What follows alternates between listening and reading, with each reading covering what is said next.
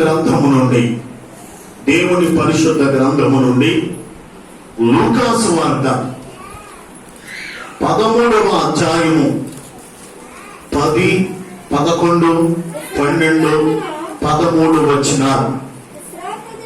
విశ్రాంతి దినమున ఆయన ఒక సమాజ మందిరములో బోధించుచున్నప్పుడు 18 ఏండ్ల నుండి బలహీనపరచు దయ్యము పట్టిన ఒక స్త్రీ అచ్చట ఉండెను. ఆమె నడుము వంగిపోయి ఎంత మాత్రమును చక్కగా నిలువబడలేకుండెను. యేసు ఆమెను చూచి రమ్మని పిలిచి, అమ్మా, నీ బలహీనత నుండి విడుదల పొంది ఉన్నావని ఆమెతో చెప్పి ఆమె మీద చేతులుంచగానే ఆమె చక్కగా నిలువబడి దేవుని మహిమ పరిచెను. చప్పట్లు కొట్టడం కూడా. హల్లెలూయా, దేవునికి స్తోత్రం. హల్లెలూయా. ఇప్పుడు ఈ 13వ అధ్యాయము 10, 11, 12, 13 ఈ 4 వచనాలలో ఒక స్త్రీ కనబడుతూ ఉంది. ఎవరంటే 18 సంవత్సరముల నుండి నడుము వంగిపోయి నిలబడలేని స్థితిలో ఉన్నటువంటి ఒక స్త్రీ ఏ విధంగా యేసు ప్రభు ద్వారా విడుదల పొందుకుందో ఈ 4 వచనాల్లో రాయబడింది. దేవునికి స్తోత్రం. హల్లెలూయా. ఈ 4 వచనాలలో దయ్యము పట్టి యేసు ప్రభు ద్వారా విడుదల పొందిన ఒక స్త్రీ ఇక్కడ మనకి కనబడుతూ ఉంది. ఎవరమ్మా ఏం పట్టుకుంది? ఆమెని ఎక్కడ చెప్పండి. దయ్యం పట్టుకుంది. దయ్యము ఆమెను ఆవగించగా ఆమె నడుము వంగిపోయి ఎంత మాత్రము చక్కగా నిలబడలేని స్థితిలో ఉంది. ఆమెను యేసు ప్రభు ఎలా స్వస్థపరిచారో, ఎలా విడిపించారో ఈ 4 వచనాలలో రాయబడింది. దేవునికి స్తోత్రం. దేవుని బిడ్డలారా, విశ్రాంతి దినమున యేసు ప్రభువు ఒక సమాజ మందిరంలో బోధించుచు ఉన్నప్పుడు, ఎవరు బోధిస్తున్నారమ్మా? అంతే చెప్పాలి. యేసు ప్రభువు సమాజ మందిరములో ఆయన బోధిస్తున్నప్పుడు అక్కడ 18 సంవత్సరముల నుండి బలహీనపరచు దయ్యము పట్టిన ఒక స్త్రీ అచ్చట ఉండెను. ఎన్ని సంవత్సరాలు? అంటే ఆమెకు దయ్యం పట్టింది. ఆ దయ్యము ఆమెను పట్టుకోవడం ద్వారా ఆమె నడుము వంగిపోయింది. ఫలితంగా ఆమె నిలబడలేని స్థితి. నడుము వంగిపోయింది, నిలబడలేని స్థితిలో ఉంది. ఎన్ని సంవత్సరాలు కంటే 18 సంవత్సరాలుగా. ఇంత కారణం ఏంటి? ఎందుకు ఆమె నడుము వంగిపోయింది? ఎందుచేత ఆమె చక్కగా నిలబడలేని స్థితిలో ఉందంటే ఆమెను ఎవరు పట్టుకున్నారంటే దయ్యం పట్టుకుంది. ఎన్ని సంవత్సరాలుగా? ఆ విశ్వాస వయసు కాదు, 18 సంవత్సరాలుగా ఆ స్థితిలోనే ఆమె మందిరంలో ఉంది. 18 సంవత్సరాల నుంచి ఒక దయ్యము ఈ స్త్రీని పట్టుకోవడం చేత ఆమె నడుము వంగిపోయి లేవలేని స్థితిలో ఉన్నట్లుగా వాక్యములో మనం చదువుతూ ఉన్నాం. మొట్టమొదటిగా దేవుని బిడ్డలారా, ఈమె ఎలాంటి పరిస్థితుల్లో ఉందంటే చూడండి, అక్కడ ఎలాంటి పరిస్థితుల్లో ఉందంటే ఆమె నడుము వంగిపోయి ఎంత మాత్రమును చక్కగా నిలువబడలేకుండెను. ఆమె ఏ స్థితిలో ఉందంటే చక్కగా నిలవబడలేని స్థితిలో ఉంది. దేవుని బిడ్డలారా, దేవుని మందిరానికి వస్తూ ఉంది. కానీ ఒక దయ్యము ఆమెను పట్టుకోవడం వల్ల, ఆమె నడుము వంగిపోవడం వల్ల దేవుడిలో చక్కగా నిలబడలేని స్థితిలో ఆమె ఉంది. వంగిపోయింది. అంటే ఎక్కడుందా దెయ్యం? నడుము మీద కూర్చోంది. ఎక్కడ కూర్చుందమ్మా? నడుము మీద కూర్చోంది. నడుము మీద కూర్చోవడం వల్ల ఆ దెయ్యం ఆమెను ఏం చేస్తా ఉంది? కిందకి వంచేస్తా ఉంది. ఫలితంగా అలా ఉంచడం వల్ల ఒక రోజు కాదు, 2 రోజులు కాదు, పిల్లరా 2 నెలలు కాదు, 18 నెలలు కాదు, ఏకంగా 18 సంవత్సరాలు ఆ దెయ్యం ఆమె నడుము మీద కూర్చోవడం వల్ల ఇంకా ఆమె నడుము వంగిపోయి ఊరు వచ్చేసింది. ఇంకెలాగే ఉంది. ఆమె కన్నులు కిందకే చూస్తున్నాయి. పిల్లరా ఎవరిని చూడలేని పరిస్థితి. కన్నులు పైకెత్తి దేవుణ్ణి కూడా ఆరాధించలేని పరిస్థితి. చివరికి నిలబడలేని స్థితిలో ఆమె వెళ్ళిపోయింది. ఆమె చక్కగా నిలబడలేని స్థితిలో ఉన్నట్లుగా వాక్యంలో చూస్తూ ఉన్నాం. దేవుని పెట్టారా, చాలా జీవరాశులు ఉన్నాయి. అయితే ఈ జీవరాశులన్నింటిలో కేవలము దేవుని పోలికలో, దేవుని స్వరూపములో చేయబడిన మానవుడు మాత్రమే నిటారుగా నిలబడే స్థితిని దేవుడు ఇచ్చాడు. దేవుని స్తోత్రం చెప్పండి. హల్లెలూయా. నిటారుగా నిలబడి ఎవరు చూడగలరు? ఏ జీవి కూడా చూడలేదు. ఆయన పోలికలో చేయబడిన మనకు మాత్రమే దేవుడు ఈ ఆధిక్యతనిచ్చాడు, ఈ ప్రత్యేకతనిచ్చాడు. అయితే దయ్యము ఆమెను పట్టుకోవడం వల్ల నిలబడలేని స్థితిలో ఉంది. చివరికి దేవుని బిడ్డలారా తన కన్నులు పైకెత్తి ఆకాశము వైపు కూడా చూడలేని పరిస్థితిలో ఉంది. దేవునికి స్తోత్రం చెప్పండి. హల్లెలూయా. ఈ యొక్క ఆత్మీయ స్థితి ఎలా ఉందంటే చక్కగా నిలబడలేని స్థితిలో ఉంది. దేవుని బిడ్డలారా మనము దేవుని సన్నిధిలో మన ఆత్మీయ జీవితంలో ఎలా ఉండాలంటే చక్కగా నిలబడిన స్థితిలో మనం ఉండాలి. దేవునికి స్తోత్రం చెప్పండి. హల్లెలూయా. దేవుడు ఎవరితో మాట్లాడుతాడంటే యేసుతో దేవుడు అంటున్నాడు, యేసుకేలు నరపుత్రుడా నీవు చక్కగా నిలబడు, నేను నీతో మాట్లాడుతానన్నాడు. దేవుని స్తోత్రం చెప్పండి. హల్లెలూయా. ఈ రోజు అనేకులు మానవ మనసు పొంది, బాప్తిసం పొంది, పరిశుద్ధాత్మను పొందుకుని దేవుని బిడ్డలారా దేవుని మందిరానికి వస్తూ కూడా ఈ రోజు చాలా మంది దేవుని పిలువబడుతున్నవారు అనేకులు దేవునిలో నిటారుగా నిలబడలేని స్థితిలో ఉన్నారు. కారణం అంటే వాళ్ళని ఏం పట్టిందంటే దెయ్యం పట్టింది. వారిలో పరిశుద్ధాత్మ లేదు. ఎవరున్నారు? వారిలో దెయ్యం ఆత్మను ఉండడం చేత ఈ రోజు దేవునిలో వారు నిలబడలేని స్థితిలో ఉన్నారు. చెప్పండి, దేవునిలో చక్కగా నిలబడలేని స్థితి ఎవరి స్థితి? అది సైతాను గారి స్థితి. అవి సైతాను గారి చేష్టలు. దెయ్యం ఎవరిలో అయితే ఉంటుందో వారు దేవునిలో చక్కగా నిలబడలేరు. పరిశుద్ధాత్మ ఎవరిలో ఉంటారో వారు మాత్రమే దేవునిలో చక్కగా నిలబడగలుగుతారు. దేవుని స్తోత్రం. హల్లెలూయా. ప్రియులారా ఈమెలో దెయ్యం ఉండుట చేత ఈమె చూపు క్రిందకే చూస్తా ఉంది, క్రిందను చూస్తా ఉంది. కింది చూపు పంది చూపు అంట. ఏ చూపు అమ్మా? కింద చూపు. ఏ చూపు అది? పంది చూపు. పంది కిందకే చూస్తారు.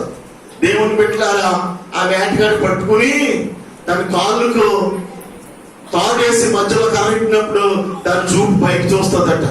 అప్పుడు అనుకుంటుందంట, అయ్యో బాబా ఎంత బాగుంది అనుకుంటుందట. కొంతమందికి అర్థం కాదు. దేవుని బిడ్డలారా దావీదు అంటాడు, నేను కొండల తట్టు నా కళ్ళు ఎత్తుచున్నారు, నాకు సహాయం ఎక్కడ నుండి వచ్చును? యెహోవా వలననే నాకు సహాయము కలుగును. ఆయన భూమి ఆకాశములను సృజించిన వాడు. చప్పట్లు కొట్టండి గట్టిగా.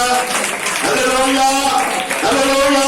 మనం దేవునిలో చక్కగా నిలవబడి ఎక్కడ చూడాలంటే పైకి చూడాలి. నీ కన్నులు అటు ఇటు చూడక సరిగాను సూటిగా చూడాలని వాక్యం సెలవిస్తూ ఉంది. దెయ్యం పట్టులోడు కిందకు చూస్తా ఉంటాడు. దెయ్యం పట్టులోడు ఆ పక్కకు ఈ పక్కకు చూస్తాడు. పిల్లరా పక్కకు చూచాడు ఎవరో? రాత్రి అమ్మగారు చెప్పారు, సంసోను గారు. అమ్మా సంసోను ఏం చేశాడు? పక్కకు చూశాడు. ఎవరికి ఏమయ్యాడు? తీలా చేతిలో ప్రాణాన్ని కోల్పోవలసిన పరిస్థితి వచ్చింది. దేవుని బిడ్డలారా కిందకు చూసిన దావీదు ఏమయ్యాడు? తన జీవితంలో అనేకమైన సమస్యలకు కారణమయ్యాడు. కనుక పక్కకు చూడకూడదు, వెనక్కు చూడకూడదు. వెనక్కు చూసినటువంటి లోతు భార్య ఏమైంది? ఉప్పు స్తంభం అయిపోయింది.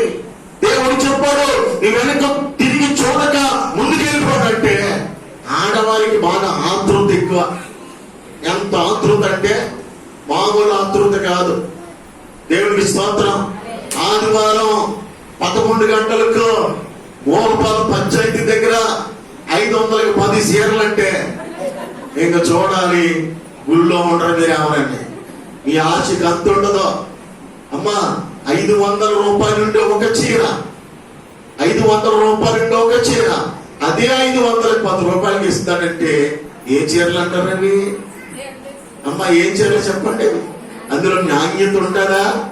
ఏముండదు, ఏముండదు. కనుక ఒకటి కొంటే ఒకటి ఫ్రీ అంటారు చూసారా, అందులో ఏముండదు.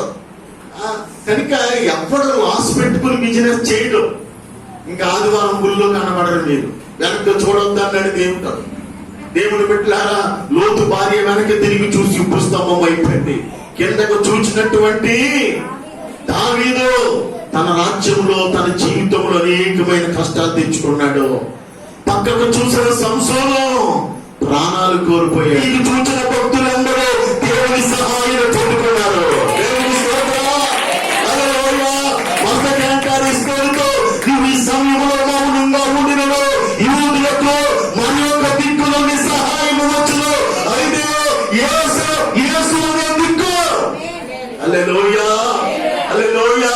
యెహోషాపాతు ప్రార్థన చేశాడు, మాకు దిక్కు నీవే తండ్రి అని ప్రార్థన చేశాడు. కన్నుల మన కన్నులు ఎవరి వైపు చూడాలి తల్లి? అపవాది ఏం చేస్తాడు తెలుసా?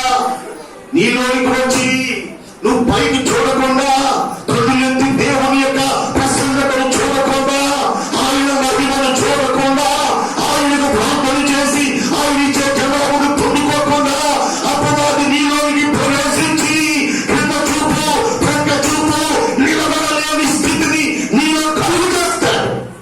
ఆ సత్యాన్ని వివేకముతో నువ్వు గ్రహించాలి. దేవుని స్తోత్రం చెప్పండి. హల్లెలూయా.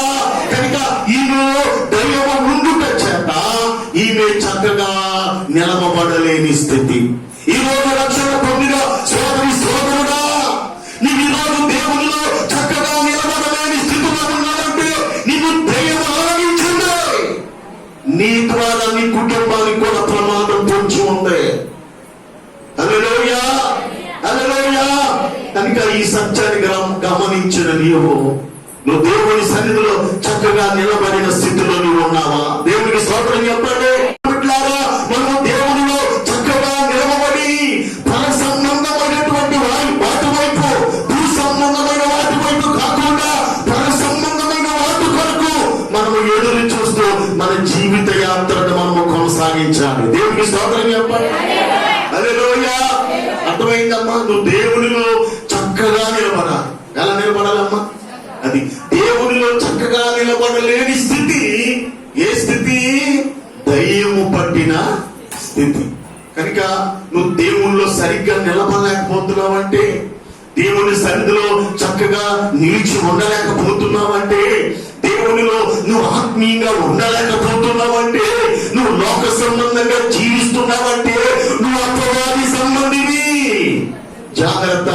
నీలో ఉన్న అపవాది ఏదో ఒక రోజున నిన్ను, నీ కుటుంబాన్ని కూడా దహించి వేస్తాడు.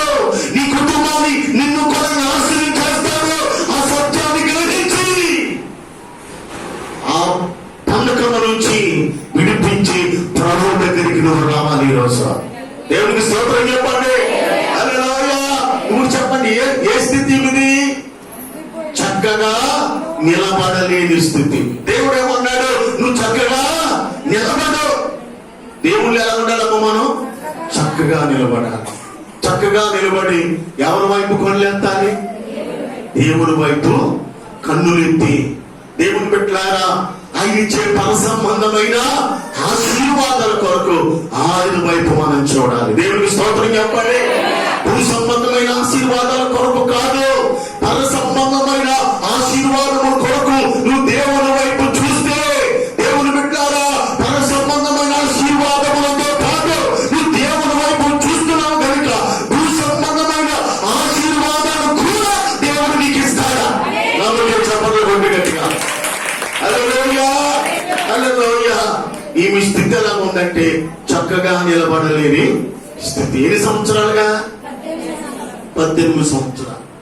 అమ్మా, నువ్వు రక్షణ పొంది ఎన్ని సంవత్సరాలు అయింది? 10 సంవత్సరాలు అయిందండి. 20 సంవత్సరాలు అయిందండి. 30 సంవత్సరాలు అయిందండి. 35 సంవత్సరాలు అయిందండి. అయ్యగారు, ప్రభుదాస్ గారు ఉన్నప్పటి నుంచి ఉన్నానండి. దేవునికి స్తోత్రం. మంచిదమ్మా, దేవుని దీవించునుగా. మరి దేవుళ్ళలో నువ్వు చక్కగా నిలబడుతున్నావా? ఏటువైపు చూస్తున్నావు? నీ స్థితి ఎలా ఉంది? ఈమె స్థాయి 18 సంవత్సరాలుగా నడుము వంగిపోయిన స్థితిలోనే ఈమె తన జీవితాన్ని కొనసాగిస్తూ ఉంది. రెండవదిగా ఈమె ఎక్కడ ఉందంటే ప్రియులారా, ఈమె సమాజ మందిరంలో ఉందంట. గట్టిగా స్తోత్రం చెప్పండి. అమ్మ, ఎక్కడుంది? ఎక్కడుంది? 18 సంవత్సరాలుగా నడుము వంగిపోయిన స్థితిలో ఉన్నా దయ్యము ఈమె నడుము మీద కూర్చుని వంగిపోయిన స్థితిలో ఉన్నా ఈమె ఎక్కడుందంటే సమాజ మందిరంలో ఉంది. దేవునికి స్తోత్రం. ఈమె స్థితి ఏంటి? వంగిపోయిన స్థితి. ఎక్కడుంది ఈమె? దేవుని మందిరంలో ఉంది. దేవునికి స్తోత్రం చెప్పండి. హల్లెలూయా.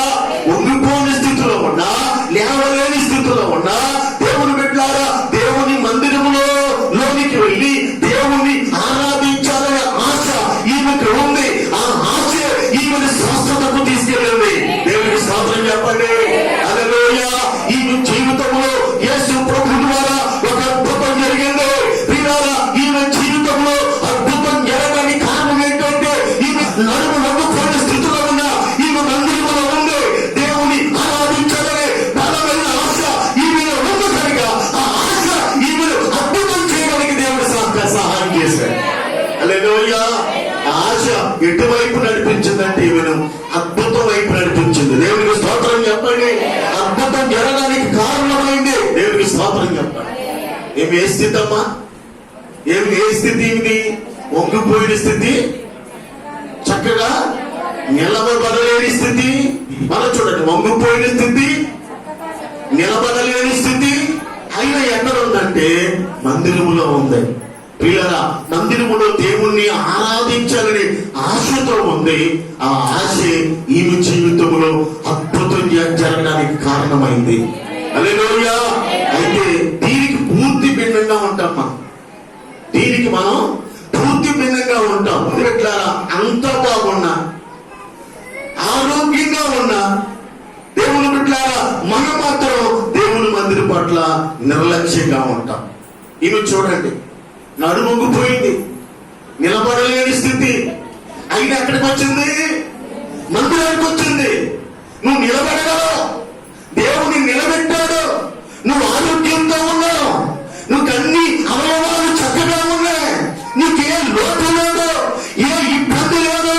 నీకు సమృద్ధికరమైన ఆహారం ఇచ్చాడు, వస్త్రాలు ఇచ్చాడు, పనులు ఇచ్చాడు, అన్ని ఇచ్చాడు. కానీ దేవుని మందిరానికి వచ్చి దేవుణ్ణి ఆరాధించాలంటే నిర్లక్ష్యం. చక్కగా నిలబడలేని స్థితిలో మందిరానికి వచ్చిందో, నడవలేని స్థితిలో కూడా మందిరానికి వచ్చిందో, నిలబడలేని స్థితిలో ఉండి కూడా దేవుని మందిరానికి వచ్చింది. అందుకే యేసయ్య అద్భుతం చేశాడు. హల్లెలూయా. నువ్వు నిలబడగలవు, నిలబడగలవు. అన్ని బాగున్నాయి, అంత బాగుంది, అన్ని సమృద్ధిగా ఉన్నాయి. ఏ లోటు లేదు, ఏ ఇబ్బంది లేదు, ఏ కష్టం లేదు, ఏ రోగము లేదు. అయినా మందిరానికి రావాలంటే నువ్వు రోగం. మందిరానికి రావాలంటే ఏదో ఒక సాకు చెబుతావు.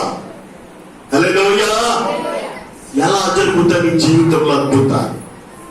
ఎలా ప్రభువుని దర్శిస్తాడు? ప్రియులారా, నడవలేని స్థితిలో ఉన్నాడు, మందిరానికి వస్తే నడవగలిగిన స్థితిలో ఉన్న నీవెక్కడ ఉండాలి? ఆరోగ్యము లేని స్థితిలో ఉన్నాడు, మందిరంలో ఉంటే నీవు దేవుడు మంచి ఆరోగ్యం ఇచ్చినప్పుడు నువ్వెక్కడ ఉండాలి? మందిరాన్ని నిర్లక్ష్యం చేయకూడదు. దేవునికి స్తోత్రం. హల్లెలూయా. హల్లెలూయా. 18 సంవత్సరాలుగా స్వస్థత లేకపోయినా, ఆరోగ్యం లేకపోయినా, నిలబడలేని స్థితిలో ఉన్నా దేవుని బిడ్డలారా, దేవుని మందిరాన్ని మాత్రం విడిచిపెట్టలేదా? అందుకే యేసయ్య ఆమె జీవితంలో ఏం చేశాడంటే అద్భుతం జరిగించాడు. నీ జీవితంలో దేవుడు ఎప్పుడు కార్యాలు చేస్తాడా? నీ జీవితంలో దేవుడు ఎప్పుడు అద్భుతాలు చేస్తాడు? నీవే స్థితిలో ఉన్నా, ఆదివారం ఎక్కడ ఉన్నారంటే మందిరంలో ఉన్నాడు.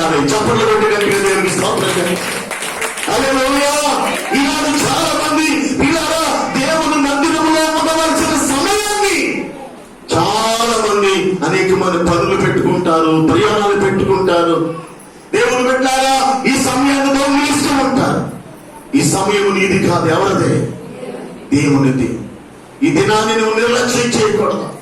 నీకెన్ని పనులున్నా, ఎన్ని ప్రయాణాలున్నా, సమయాన్ని కుదించుకోనైనా సరే నేను ఎక్కడుండాలి తెలుసా? ఆయన మందిరంలో ఉండాలి. ఎందుకు ఏమి బాగా లేని ఆమె మందిరంలో ఉంది. అన్ని బాగున్నా నువ్వు ఎక్కడ ఉండాలి చెప్పండి? ఎక్కడుండాలి చెప్పాలి? దేవుని యొక్క సన్నిధిలో ఉండాలి. దేవునికి స్తోత్రం చెప్పండి. కొంతమంది ఈ రోజే ప్రయాణాలు పెట్టుకుంటారు, కొంతమంది ఈ రోజే పనులు పెట్టుకుంటారు, కొంతమంది ఈ రోజే ఫంక్షన్లు పెట్టుకుంటారు.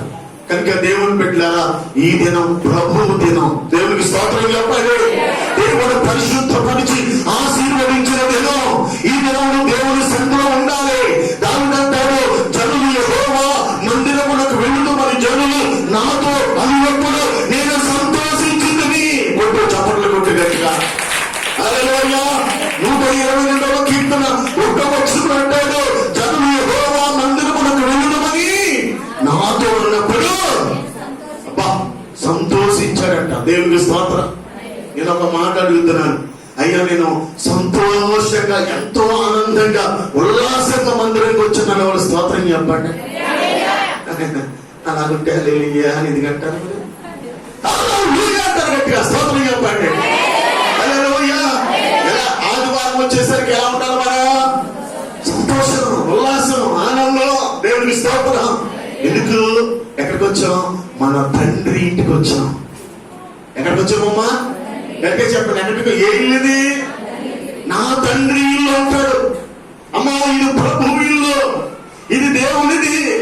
జాండ్రుది కాదు, ప్రభుదాసు కాదు, ఇక్కడ ఎవరిది కాదు. ఎవరిది? దేవుని ఇల్లు. దేవుని స్వరంతం నుంచి సంపాదించిన సంఘం. దేవునికి స్తోత్రం చెప్పండి. హల్లెలూయా. నిన్ను విలువైన రక్తంతో కొనుక్కున్నానైనా. కనుక ఈ రోజు నువ్వు ఎక్కడ ఉండాలి? ఆయన సన్నిధిలోనే ఉండాలి. దేవునికి స్తోత్రం చెప్తాం. హల్లెలూయా. అవికున్న ఆరాధన అంకిత భావాన్ని బట్టి దేవుడు ఆమె జీవితంలో అద్భుతం జరిగించాడు. దేవునికి స్తోత్రం.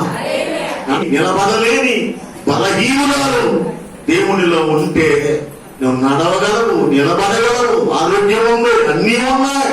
అయినా ఆదివారం దేవుని సరిదట్టి ఎంత అలుసో, ఎంత నిర్లక్ష్యమో. దావీదంటాడు, నేను సంతోషించి తిని మందిరానికి వెళదామని. దేవునికి స్తోత్రం చెప్పాలి. హల్లెలూయా. ఆదివారం రాగానే తెల్లవారుగానే, ఓ ఈరోజు ప్రభు దినం, దేవుని మందిరానికి వెళ్ళాలి, నేను పాటలు పాడాలి, చప్పట్లు కొట్టాలి, దేవునికి స్తుతులు చెల్లించాలి, దేవుని ఆరాధించాలి, సాక్ష్యం చెప్పాలి, వాక్యం వినాలి, ప్రార్థన చేయాలి, దేవుని కృతజ్ఞత అర్పించాలి. ఓ ఈరోజు ఆనందించాలి. ఒక అద్భుతమైన సమర్పణతో ఈరోజు నువ్వు సిద్ధపడాలి. దేవునికి స్తోత్రం చెప్పండి. హల్లెలూయా. హల్లెలూయా. దావీదు దినమునకు 7 సార్లు దేవుని స్తుతించేవాడు, 3 సార్లు దేవుణ్ణి ప్రార్థించే. దావీదు ఏంటయ్యా నీ కోరిక అని అడిగితే దావీదు అన్నాడు, ప్రభువా చిరకాలము నీ మందిరములో నేను నివసింపబోచున్నాను అన్నాడు. ఆయన గొప్ప రాజు, ఆయన ఉన్నతుడు, ఏమి లేని వాడు కాదు, సమస్తము కలిగిన వాడు. అయినా దావీదును దేవుడు అడుగుతున్నాడు, అయ్యా నేను చచ్చిపోయే వరకు నేను సన్నిధిలో ఉండాలని కోరుకుంటున్నాను అన్నాడు. దానికి స్తోత్రం చెప్పండి. హల్లెలూయా. చాలు తప్ప నిన్ను దేవుని మందిరాన్ని ఏది విడదీయకూడదు. హల్లెలూయా. హల్లెలూయా. నువ్వు ఏ మందిరంలో రక్షించబడ్డావో, ఏ సహవాసంలో రక్షించబడ్డావో, ఏ దైవజనుడు, ఏ దైవజనుడు నీకు కన్నీరు కాచి ప్రార్థించాడో, నీ సంఘం ఏంటో, నీ భవిష్యత్తు, నీ సభ్యత్వం నువ్వెక్కడో, నువ్వెక్కడ ఎదుగావో, ఎక్కడ పుట్టావో, అక్కడే ఇది చివరిదాకా నమ్మకంగా ఉండాలి. దేవునికి స్తోత్రం చెప్పాలి. దావీదేమన్నాడు, చిరకాలము నేను యెహోవా మందిరములో నివసింపకూర్చున్నాను అన్నాడు. దేవునికి స్తోత్రం చెప్పండి. హల్లెలూయా. హల్లెలూయా. నెహెమ్యా గ్రంథంలో ఉంటుంది, మేము మా దేవుని మందిరములో విడిచిపెట్టాము. నెహెమ్యా 10:39 చదవండి. నెహెమ్యా గ్రంథం 10వ అధ్యాయం 39వ వచనం చదువు. మా దేవుని మందిరములో మేము విడిచిపెట్టము. చప్పట్లు కొట్టు గట్టిగా, గట్టిగా కొట్టాలి. అందరూ చెప్పండి, నేను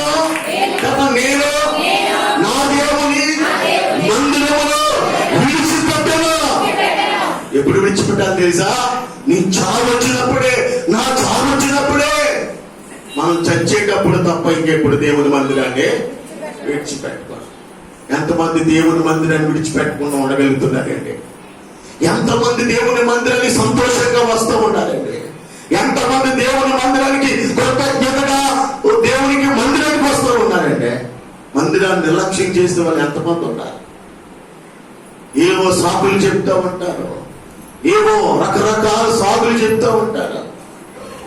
కానీ ఆదివారం నువ్వు ప్రభులో ఉండు, చక్కగా నిలబడి వంగుపోయిన స్థితిలో ఉన్నా ఈ 18 సంవత్సరాల్లో ఎంతమంది హేళన చేస్తున్నారు? నువ్వు చెప్పండి, ఎంతమంది హేళన చేశారు? 18 సంవత్సరాలుగా నువ్వు మందిరానికి వెళ్తున్నావు, నువ్వు ఏం బాగుపడ్డా, యేసు బాబు ఏం దేవుడు అని ఆమెను అంటారా అంటారా? అవన్నీ పట్టించుకుందా? లేదు, అవన్నీ పట్టించుకోలేదు. ప్రియులారా, దేవుణ్ణి చూస్తుంది, దేవుని మందిరానికి వస్తుంది, ఆరాధిస్తుంది. ప్రియులారా, లోకస్తులన్న మాటలు ఇవన్నీ ప్రభు విన్నాడు. ఈమె జీవితంలో అద్భుతం జరిగింది. హల్లెలూయా! ఈ ఆదివారమే నీ జీవితంలో అద్భుతం జరుగుగాక. హల్లెలూయా! ఈ వారమే, ఈ ఆదివారమే ఒక శుభవార్తను వింటావు. దేవునికి స్తోత్రం.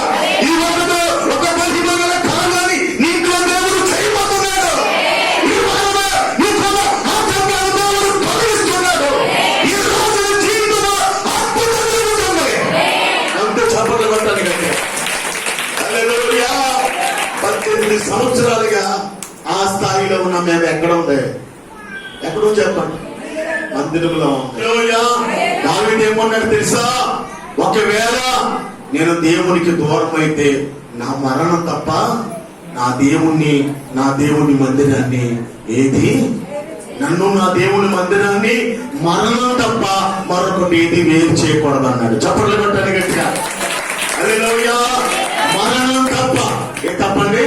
మరణం తప్ప నిన్ను దేవుని మందిరం ఏది వేరు చేయకూడదు. దేవునికి స్తోత్రం చెల్లించాలి.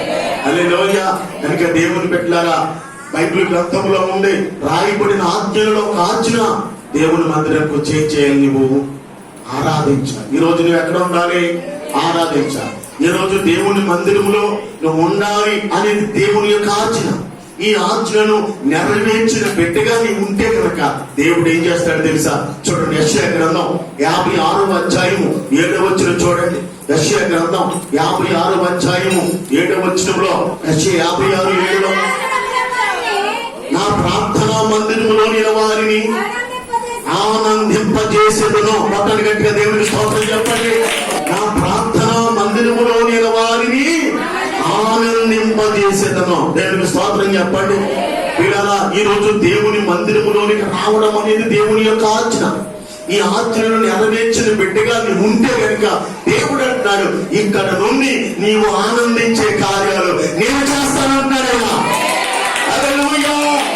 దేవుని ఆజ్ఞను నెరవేర్చిన బిడ్డగా నీవు ఉంటే కనుక నీవు ఆనందించే కార్యాలు ఈ స్థలంలో ఉండి నీ జీవితంలో, నీ కుటుంబంలో, ఈ సంఘంలో దేవుడు చేస్తాడు. హల్లెలూయా! అంటే ఈ రోజు మేము ఎక్కడ ఉండాలి? 18 సంవత్సరాలుగా ఆ స్థితిలో ఉన్నా ఈమె ఎక్కడుందో చెప్పండి? మందిరంలో ఉంది. పిల్లల ఎందుకుందో చెప్పండి? ఎందుకుంది? ఆత్మీయ మేలు పొందడానికి వచ్చింది. చెప్పండి, ఏం పొందడానికి అమ్మా? అది 18 సంవత్సరాలుగా ఈమెకు స్వస్థత లేకపోయినా, ఈమెకు ఆరోగ్యం రాకపోయినా మందిరంలోనే ఉంది అంటే అర్థం ఏంటి? ఇంకేం కావాలి? కేవలం శరీర సంబంధమైన స్వస్థత కొరకు మాత్రమే మందిరానికి రాలేదు. శారీరకంగానే స్వస్థపరచబడకపోయినా నేను ఆత్మీయంగా మేలు పొందాలి, ఆత్మీయంగా వర్ధిల్లాలని ఆకాంక్షతో ఈమె మందిరానికి వచ్చింది. హల్లెలూయా! కనుక దేవుని బిడ్డలారా, దేవుని దగ్గరికి వస్తే నాకు ఏదో చేస్తాడని రాక. హల్లెలూయా! నువ్వు దేవుని సన్నిధిలో ఆత్మీయంగా నువ్వు బలపడినప్పుడు నీకు కావలసిన శరీర సంబంధమైన కార్యాలు, ఆశీర్వాదాన్ని జీవితంలో దేవుడు ఇస్తాడు. దేవునికి స్తోత్రం చెప్పు. హల్లెలూయా! ఈమె దేవుణ్ణి ఆరాధించడానికి, ఆత్మీయ మేలును పొందడానికి వచ్చింది. దేవుడు శారీరక స్వస్థతను ఇచ్చాడు. బైబిల్లో మాట ఉంటుంది, మొదట మీరు నా రాజ్యాన్ని నా నీతిని వెతకండి. ఏంటిది? ఆత్మీయ ఆశీర్వాదం, ఆత్మీయ మేలుడు. మొట్టమొదటిగా నా రాజ్యాన్ని, నా నీతిని మీరు వెతకండి, అప్పుడు అవన్నీ మీకు కావలసినవన్నీ నేను ఇస్తానన్నాడు. చప్పట్లు కొట్టాలి గట్టిగా. హల్లెలూయా. ఈ ఎందుకు వచ్చింది? ఆత్మీయ మేలును పొందడానికి వచ్చింది. దేనికి వచ్చిందమ్మా? గట్టిగా చెప్పండి. ఆత్మీయ మేలును పొందడానికి వచ్చింది. దేవునికి స్తోత్రం. తర్వాత ప్రభువు చూడండి అక్కడ 13వ యేసు ఆమెను చూచి రమ్మని పిలిచి, అమ్మా నీ బలహీనత నుండి విడుదల పొంది ఉన్నావని ఆమెతో చెప్పగా ఆమెను పిలిచాడంట. అమ్మా అని పిలిచాడు. ఏమని పిలుస్తాడమ్మా? అమ్మా అని పిలిచి రమ్మని పిలిచినప్పుడు దేవుని పెట్టారా ఆ పిలుపుకు ఆమె లోబడింది. దేవునికి స్తోత్రం. అమ్మా యేసయ్య పిలుపుకు లోబడింది. ఈ యేసయ్య వాక్యానికి లోబడాలి. ఈ ప్రసంగాలకు, ఈ వర్తమానాలకు లోబడాలి. అందుచేతే లోబడనొల్లని ప్రజల వైపు దినమంతా యేసయ్య చేతులు చాపుతున్నాడు. దేవునికి స్తోత్రం.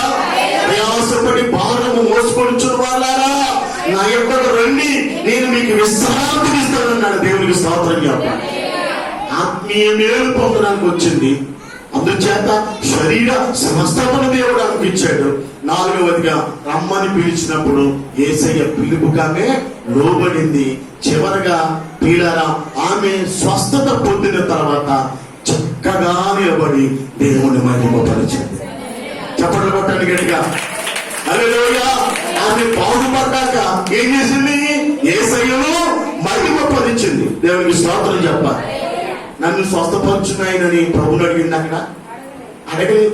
తాను అడగకుండగానే తన ఊహకు మించిన మేలును యేసయ్య ఆమె జీవితంలో చేశాడు. అడగకుండానే ఆమెకి ఏం చేశాడు? మేలు చేశాడు.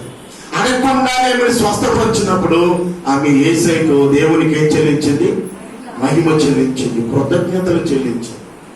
ఆమె అడగకుండానే యేసయ్య మేలు చేశాడని యేసయ్య కృతజ్ఞత చెల్లించినప్పుడు ఉపవాసాల నుండి ప్రార్థన చేసి, ప్రభువా అది కావాలి, ఇది కావాలి, అది చెయ్యి, ఇది చెయ్యి, నేను ఇలా చేస్తాను, అలా చేస్తాను అడిగి అడిగి అడిగి విసిగించి చివరికి పొందుకొని, చివరికి ప్రభు ద్వారా మేలు పొందుకుని నీవు ఇంకెంత ఎక్కువగా దేవునికి మహిమ చెల్లించాలి. 10 మంది కుష్ఠరోగులు వచ్చారంటే దూరంగా నిలబడ్డారు. ఏంటయ్యా అన్నాడు. అయ్యా మమ్మల్ని బాగు చేయన్నాడు అని అడిగారు 10 మంది. ప్రభు అన్నాడు వెళ్ళండి యాజకుడికి చూపించుకోండి అన్నాడు.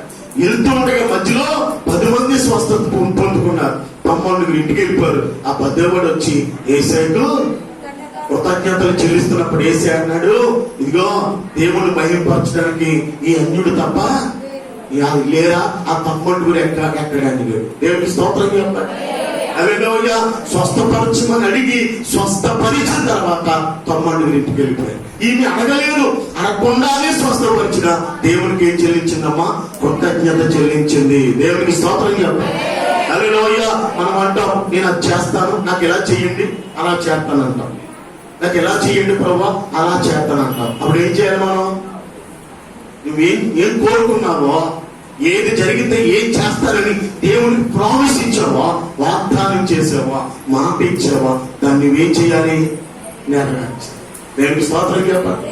ఇప్పుడు చెప్పండి, ఈమె ఎవరో చక్కగా నిలబడలేని స్థితి అయిన ఎక్కడ ఉంది? మందిరంలో ఉంది. ఎందుకు వచ్చింది? ఆత్మీయ మేలు పొందుకోవడానికి వచ్చింది. ప్రభు పిలుపుకు లోబడింది, ప్రభువుని మహిమపరిచింది, ప్రభు ద్వారా విడుదల పొందుకుంది. కళ్ళు మూసుకొని ప్రార్థన చేసుకుందాం. కళ్ళు మూసుకొని ప్రార్థన చేసుకుందాం.